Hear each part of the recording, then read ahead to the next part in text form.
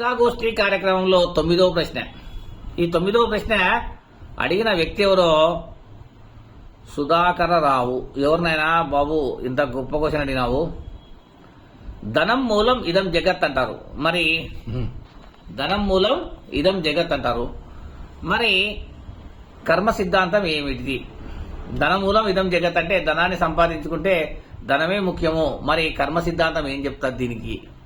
ఎంత ప్రశ్న, ఎంత గొప్ప ప్రశ్న అడిగినాం ఆయన. ధనం మూలం ఇదం జగత్ అనేది కొందరికి మాత్రమే వర్తిస్తుంది. ధనమే సర్వస్వంగా బతికే వాళ్ళు కొందరు ఉంటారు. కానీ ధనార్జనే ధ్యేయంగా బతికే వాళ్ళు చాలా తక్కువగా ఉంటారు. అది మాత్రం గుర్తుపెట్టుకోండి. ధనం ఎంత ఉన్నా కూడా వాళ్ళలో దాన్ని ఏమంటే సంతోషం కానీ సాన్నిహిత్యం కానీ వాళ్ళ యొక్క మనశ్శాంతి కానీ ఉండవు.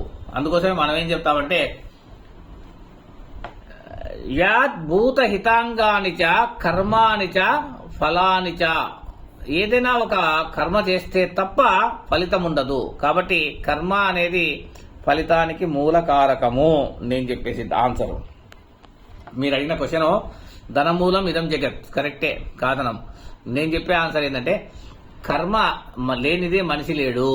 కర్మ అంటే పనిని బట్టి ఇవన్నీ వస్తూ ఉంటాయి. మనం ఏదైతే కోరుకుంటామో మనం చేసే పనిని బట్టే వస్తాయి. Thank you very much.